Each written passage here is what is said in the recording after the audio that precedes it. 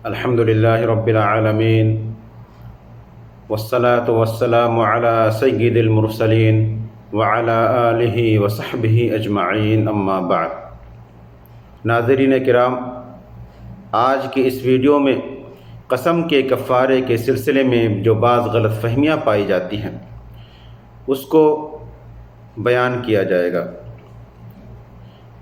ناظرین کرام، کچھ لوگ یہ سمجھ بیٹھے ہیں کہ قسم کھانے کا کفارہ صرف 3 دن کا روزہ رکھنا ہے، جبکہ یہ سچ نہیں ہے۔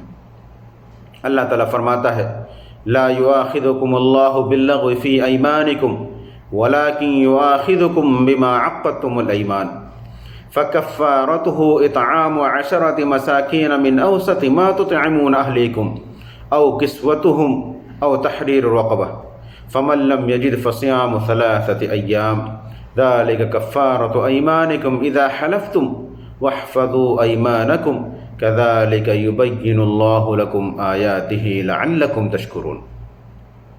اللہ تعالیٰ تمہاری قسموں میں لغو قسم پر تم سے مواخذہ نہیں فرماتا، کہ مواخذہ اس پر فرماتا ہے کہ تم جن قسموں کو مضبوط کر دو، اس کا کفارہ 10 محتاجوں کو کھانا دینا ہے اوسط درجے کا، جو اپنے گھر والوں کو کھلاتے ہو، یا ان کو کپڑا پہنانا ہے، یا ایک غلام آزاد کرنا ہے، اور جس کو طاقت نہ ہو وہ 3 دن کے روزے رکھے۔ یہ تمہاری قسموں کا کفارہ ہے، جبکہ تم قسم کھا لو اور اپنی قسموں کا خیال رکھو۔ اسی طرح اللہ تعالیٰ تمہارے لیے اپنے احکام بیان فرماتا ہے تاکہ تم شکر کرو۔ اس آیت سے پتہ چلتا ہے کہ قسم کھانے کا کفارہ یہ ہے کہ آدمی 3 میں سے کسی ایک چیز کو اختیار کرے۔ سب سے پہلا یہ کہ 10 مسکینوں کو کھانا کھلائے، دوسرا یہ کہ 10 مسکینوں کو کپڑا پہنائے، اور تیسرا غلام آزاد کرے۔